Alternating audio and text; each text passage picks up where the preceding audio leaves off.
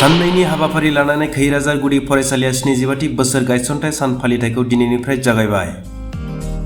तामुलपुर जिल्लानि सिङाव थानाय नावकाटा साखाथियाव थानाय खैराजार गुदि फरायसालिनि हिराथि मायथाइ एबा 75थि बोसोर फालिथायखौ साननैनि हाबाफारि लानानै खैराजार गेलेग्रा फोथाराव खुंफुंनो लानाया दिनैनिफ्राय जागायबाय। दिनै प्लेटिनाम जुबिलि फालिनो थांदों खैराजार गुदि फरायसालियाव। बिनि ओंथिया नैबेसो, जोङो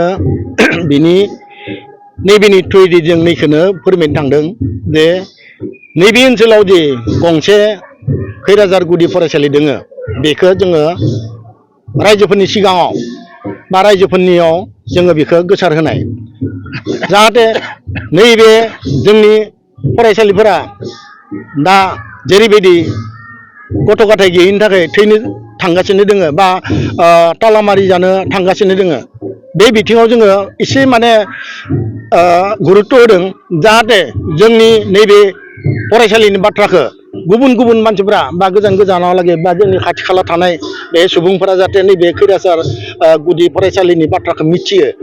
बे मिथिनो थाखायनो जों दिनै नैबे जि प्लेटिनाम जुबिलि, बे जुबिलिखौ जों फाथिनो थांदों। हाबाफारि बायदियै फुंबिलिनि 8 रिंगायाव रुंसारिफोरनो बिबार बावनाय हाबाफारिखौ मावजेननानै होयो मुस्रि प्रदीप नार्जारी बिथाङा। बेजों लोगोसे गामिनि रायजो राजा आरो फरायसा फरायसुलिफोरा रुंसारिफोरनो बिबार बावो आरो बायदि बायदि हाबाफारि लानायजों दिनैनि हाबाफारिया जानानै थाङो। 31 जानुवारि सुनिबार एबा गाबोननि जानो गोनां हाबाफारि बायदियै फुंबिलिनि 7:30 रिंगायाव बिफां फुलि गायनाय आरो फरायसालि गायसनजेनगिरिफोरजों लोगोसे आजिरा मोननाय गाहाय फोरोंगिरि आरो फरायसालि सामलाय आफादनि बारग' आफादगिरि बिथांमोनखौ मान बावनाय हाबाफारिबो लायो। 75थि बोसोर गायसनथाय एबा हिराथि मायथाइ जानाय हाबाफारिजों गेवलां मेलबो लानाय जायो। बे गेवलां मेलखौनो बेखेवनानै होगोन बिटिसिनि मावफुं सोद्रोमा गणेश कछारी बिथाङा आरो गाहाय आलासि महरै बाहागो लागोन होननानै मोनथिनो मोननाय जायो आसाम आयेन आफादनि बुंथिगिरि बिस्वजित दैमारी बिथांखौ।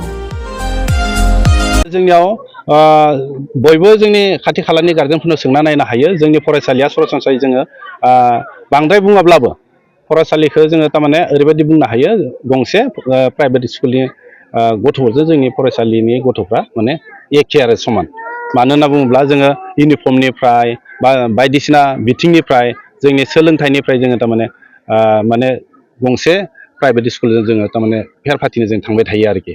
दा ओंखायनो जोङो सानो आरोखि जोंनि खाथि खालायाव सोरबाफोर जुदि बेबायदिनो बबेयावबा प्राइभेट स्कुलाव थांनानै बा हयथ' सोरबा गार्जेनफ्रा दुरबलनि थाखाय आदां गादां जुदि सोरबा गथ'फ्रा जुदि जानानै दोङोब्ला जोंनि फरायसालियाव लाबोनो हायो आरो। मानो होनना बुङोब्ला सिगां बोसोरफ्राव बेबायदिनो गोबां गामिनिफ्राय बेबायदिनो माने बेलेगाव गुबुनाव थांनानै प्राइभेट स्कुलाव फरायनानैब्लाबो बिथांमोना माने मोजां फरायनो हायाखै। गार्जेनफ्राबो इमान एटा माबा गैया, रां रुफानि खाबु गैया, जायनि जाहोनाव टिउसन सिउसन माबा माबि होनो हाया। बिथांमोना जोंनियाव लाबोनानै साक्सेस जालांदों। माने जों बेखौ थोंजोङै बुंनो हायो आरोखि, जोंनियाव फैनायनि उनाव साक्सेस जालांदों आरोखि। दा बेनिखायनो जों सानो आरो खाथि खालायाव जुदि सोरबा बेबायदि गथ'फोर दङब्ला जोंनियाव लाबोनाया मोजां जागोन आरो जों हानायाव लासै जोङो जोबोद माने सेस्था खालामो आरोखि। मोजां फरायसालि होनना बुंनो थाङोबा खैराजार गुदि फरायसालियानो। बेयाव फोरोंगिरिफ्रा थिगैनो फोरोंबाय थानायखौ जों नुनो मोनो। थिग बेबायदिनो बेनि माने आखल आखु एबा बेनि आदब खायदाखौ जाहाथे खाथि खालानि जि गुदि फरायसालि दं, बिनि फोरोंगिरिफ्रा जाहाथे बेफोरबायदि जायगानिफ्राय माने खायदाखौ सोलोङो, फोरोंनायखौ सोलोंलांगोन, ओरैबायदिसो जों सानो। दा बेनो जों बे ओनसोलाव गिबि गायसनजानाय माने गुदि फरायसालि होनना बुंबा बेनो। दा गोदोनि मानसिफ्रा जोंनि जि आबै आबौ दंमोन, आदै आमाइमोना बेबायदि गोसोखांनानै जोंनि बे ओनसोलाव बेखौ जि फसंनानै होलांबाय, बेनि खारनै जाहाथे बे आबै आबौ बा आदै आमाइनि जिउआ जाहाथे आफा इसोरनि खाथियाव अराय सम गोजोन सान्थियाव थानो मोनगोन, बेखौनो आं इसोरनि खाथियाव आर'ज गाबनानै बेखिनिखौनो बुङो।